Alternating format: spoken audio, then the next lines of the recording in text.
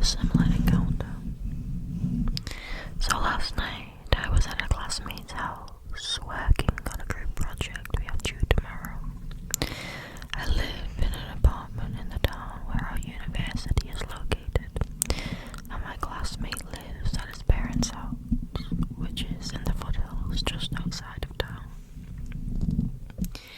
In order to get to the house, you have to drive along a relatively secluded and narrow 2-lane road for about 5 to 6 miles. We started working on the project at about 6 p.m.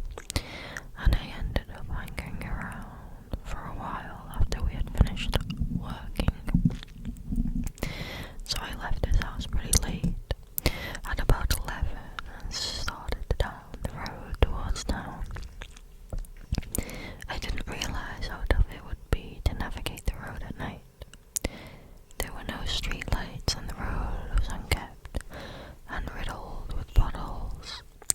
On top of this, I had no cell service, so I had to drive very slowly to make sure I didn't blow out one of my tires, since I had used my spare a couple weeks back.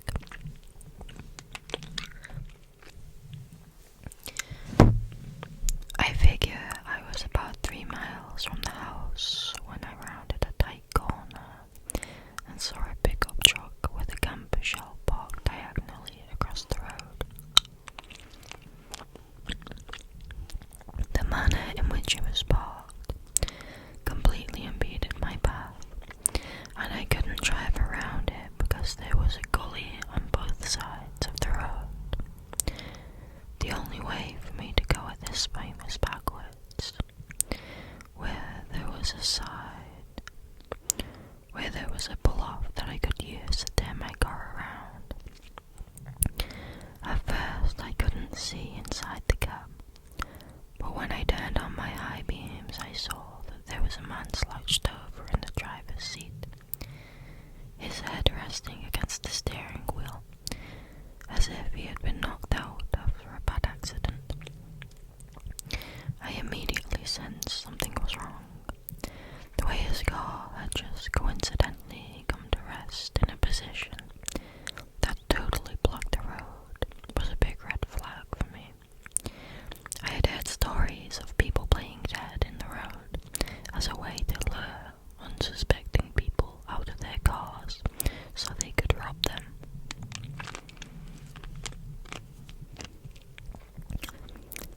I decided, fuck this shit, and elected to go back to my classmate's house and explain what was going on. I threw the car into reverse and kept my eyes darting back and forth between my rear view and the truck. I looked and saw that I was almost to the pull-off where I could turn around. When I looked back, my heart skipped about 5 beats. The man who had been slouched over in the driver's seat was now walking at my car at a hurried pace, while a few other men jumped out of the camper shell and started moving towards me as well. I panicked and accelerated backwards into the pull-off, which messed up the undercarriage of my car pretty bad.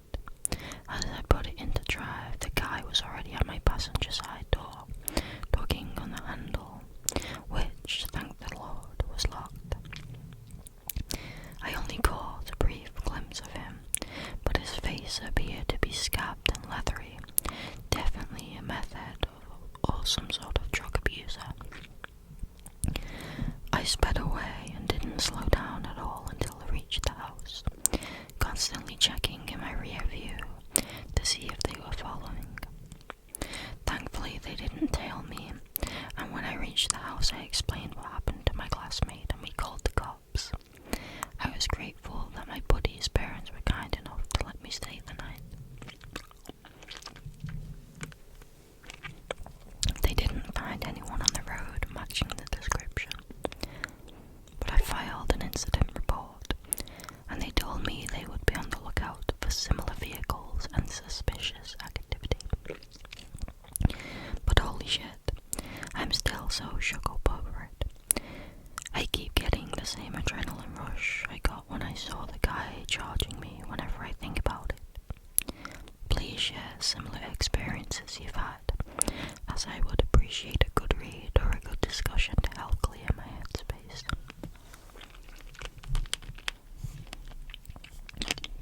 That is really, really scary. It's a good thing that the OP recognized immediately the tactic they were using and the danger that they were in, because that could have gone really bad. The next one is by Staring Void, and it's titled "Someone Broke Into My House and Tried to Find Me." A few years ago, I was renting a house in Northern California. The neighborhood was just outside the suburbs. It seemed like the perfect balance of having space and having nice neighbors close enough to not feel isolated. The area had no streetlights, so it was very dark at night, especially if there were clouds blocking the moonlight. It didn't bother me though. It made my little house feel even more quaint on dark nights. I got home from work one day in midwinter.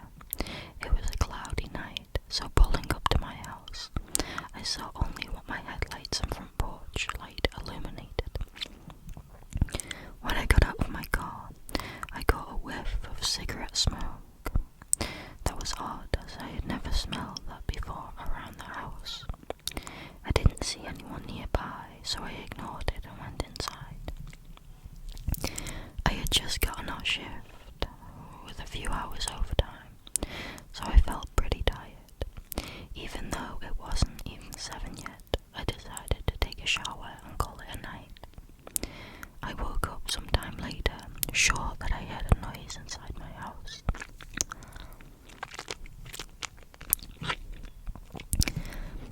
I wasn't worried right away because my friend would sometimes stop by to use my shower after work on his way to his night classes. I even gave him a spare key, so he could stop by even if I wasn't home. He would always text me to let me know beforehand though, and I hadn't heard my phone go off. I reached over to my bedside table and picked up my cell phone to see if my friend had sent me a text. The bright light from my phone screen and number had blinded me. These were the days before phones had a light sensor that would dim the screen in the dark, and this particular phone was so bright I could use it as a flashlight. Through squinted eyes I could make out that it was 9-something, but I couldn't tell if I had an unread text or not. I set my phone aside and called out my friend's name.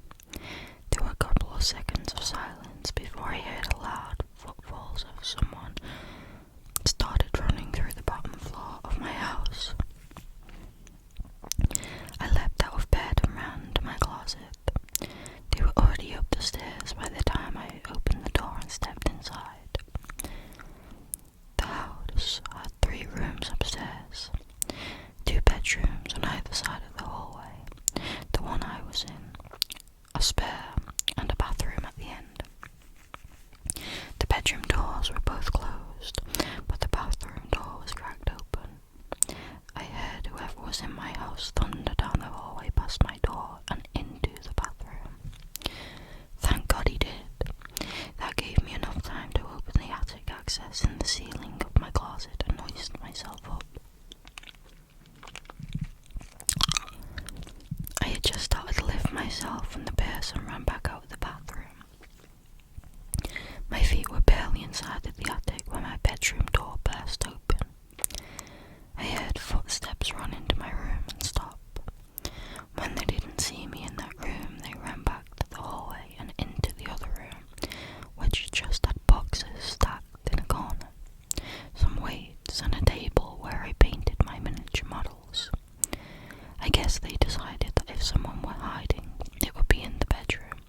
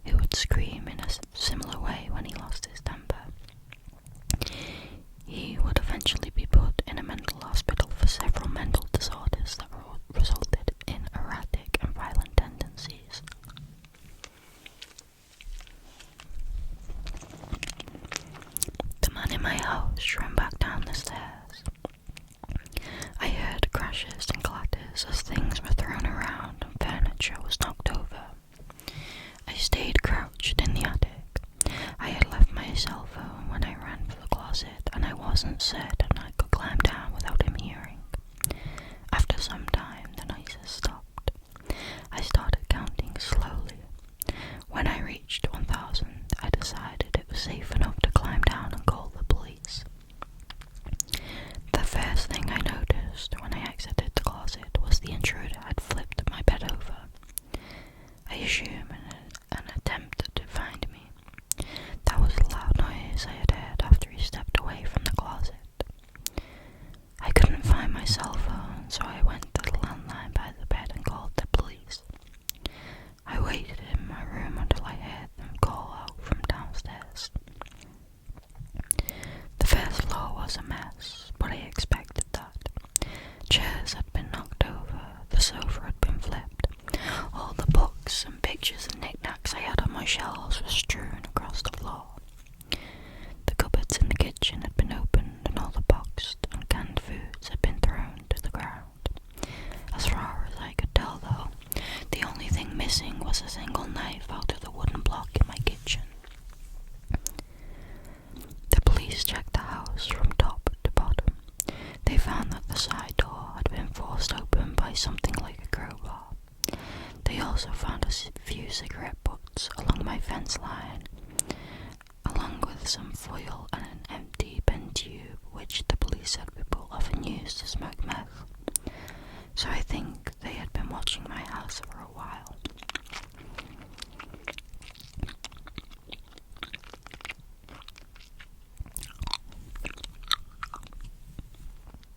I realized that he must have been out there smoking a cigarette when I got home. They collected up the evidence and told me I should stay with family or friends that night and get the door fixed as soon as possible. I opted to just not sleep. I moved a shelf over to block the broken door and spent the next couple hours cleaning things up.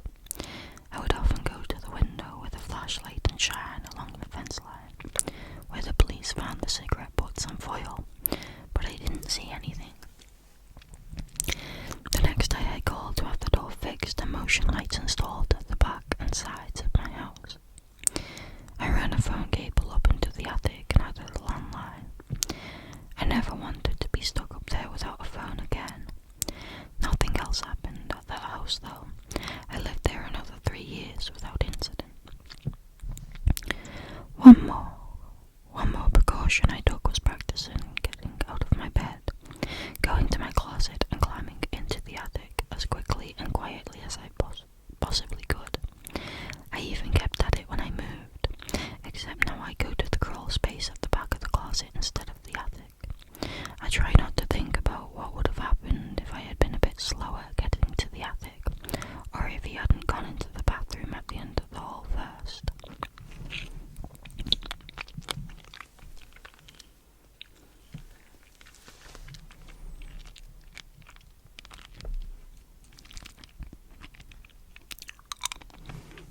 That one is genuinely so scary.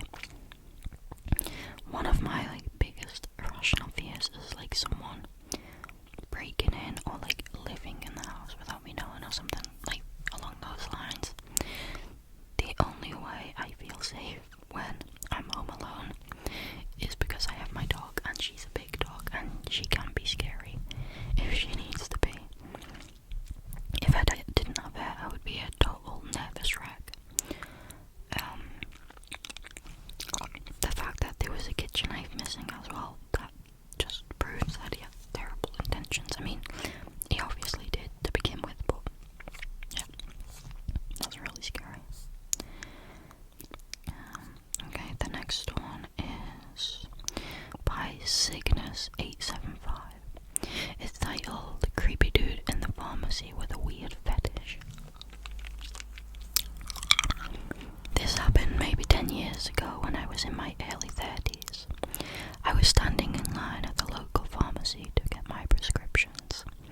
This is a small town and I am a regular there, so they know me on sight. I was behind a couple of other people in line and there were a couple of people behind me. I kept feeling a tickle in my hair at the back of my head, but every time I looked behind me, the guy there was a few steps back and looking at the floor. This happened several times by the time I was at the front of the line. The pharmacist told me she wanted to talk to me about my medication in the consultation room they had at the time, since converted into a bathroom. I thought this was weird because we both knew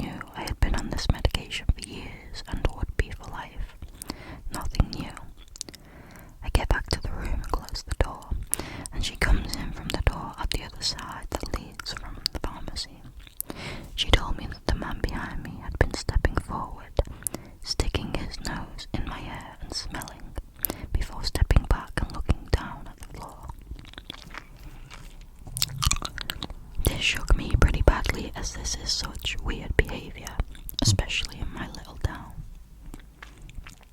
The pharmacy staff insisted on having me wait there until the guy was distracted by another pharmacy employee, and they had a security guard walk me to my car and watch me drive off to make sure I was gone before Hair Sniffer came out and saw what I was driving and what direction I was going. I still use this pharmacy and some of the same people still work there. I will always be grateful that they took the initiative to make sure I was safe that day.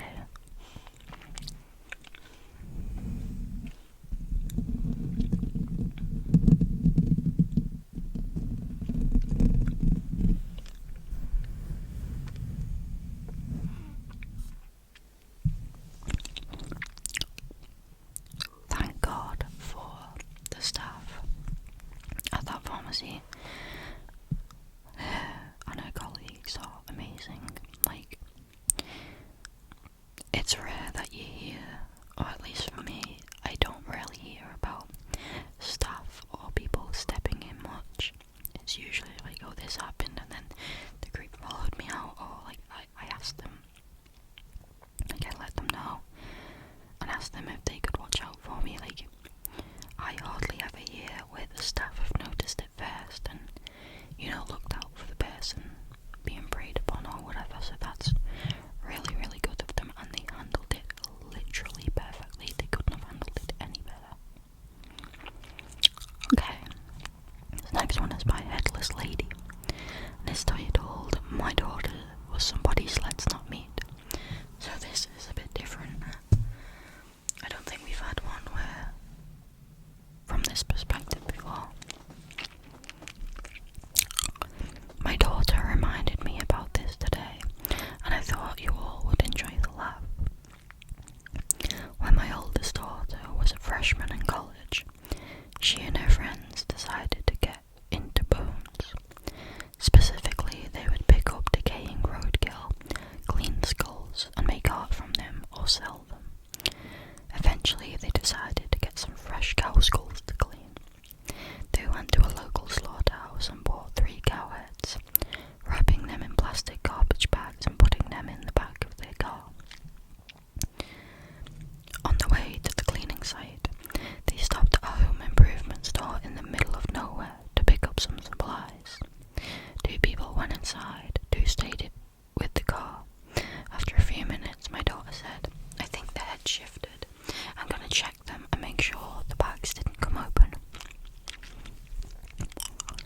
She got out, opened the hatchback, and the bags toppled out, spilling blood and decapitated cow heads onto the pavement. As she jumped back, she happened to see a lone store employee pushing cars back to the store, and he saw the heads and the blood.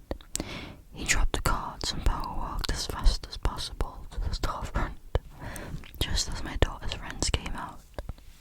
We need to go, she said, and they went with all haste. This was about 5 years ago. I'm sure that poor traumatized employee is hoping to never meet them again.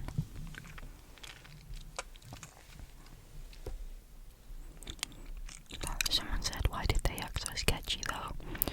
We need to go, like rushing off.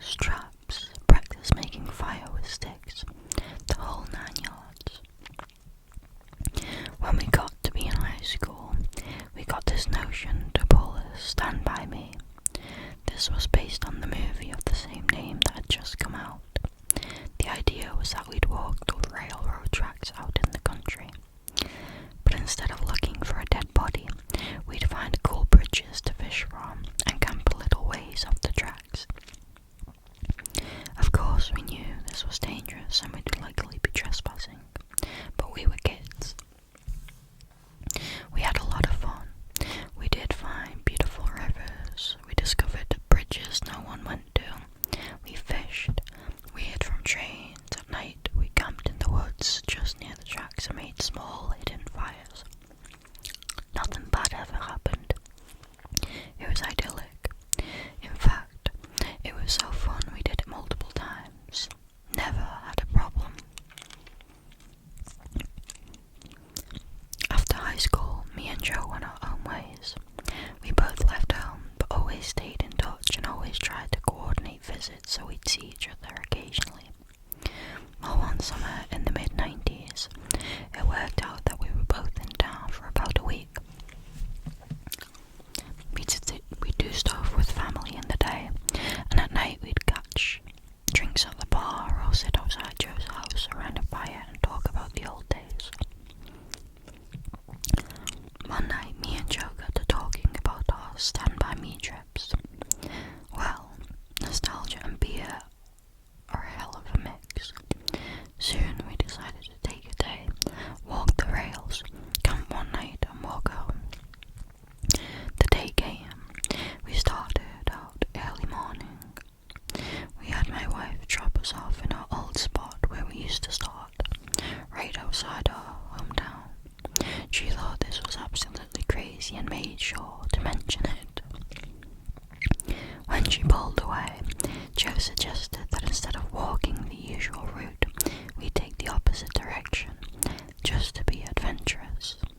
We knew the land well, we had a map, so I gave a what the hell and off we set. The day went fine.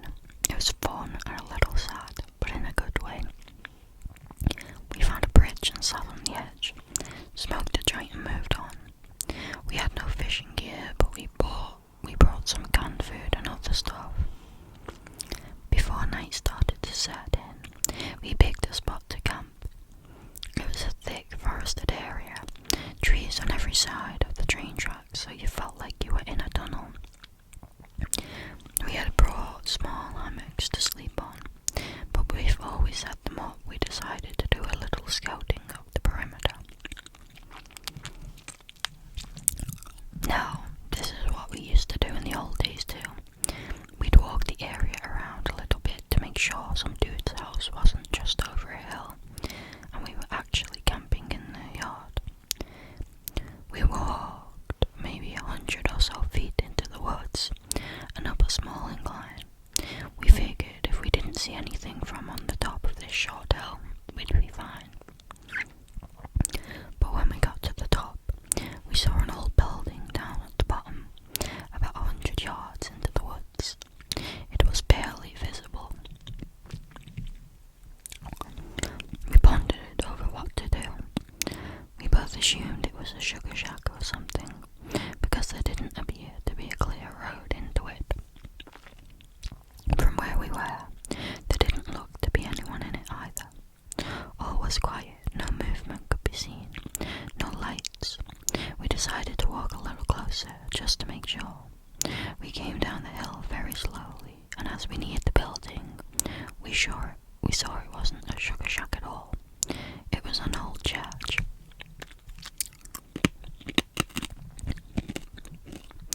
It looked like it had been abandoned for years.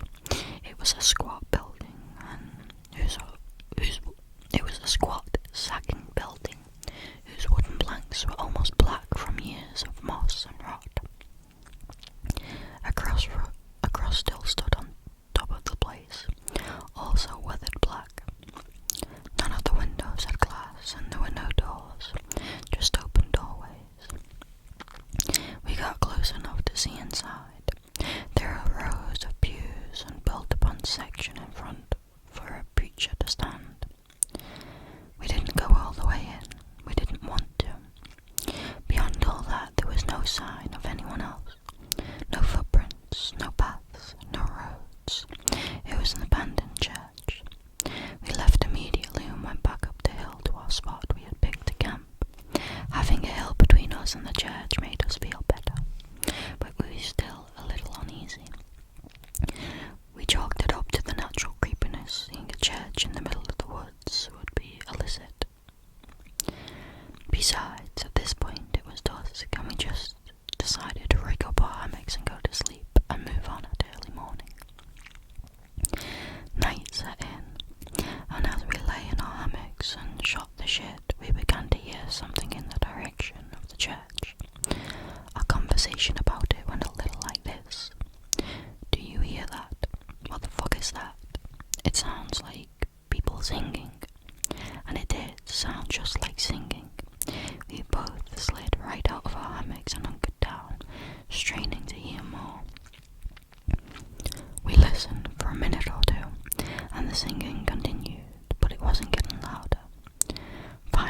decided to creep back up the hill and see if we could spy where the sound was coming from. We could still move very quietly in the woods from the old days. It was second nature to us. The moon was barely out, but it provided enough light so you wouldn't walk right into a tree. But it was near pitch black.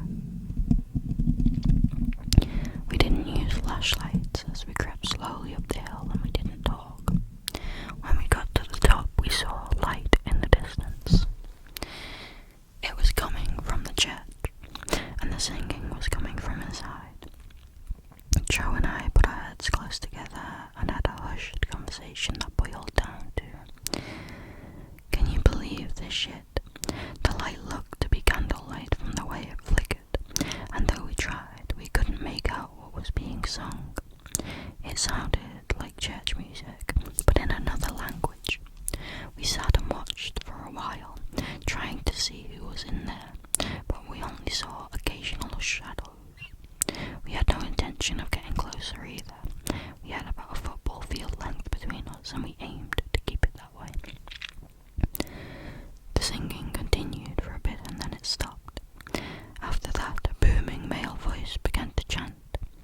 I was already freaked out, but this voice thoroughly scared the shit out of me.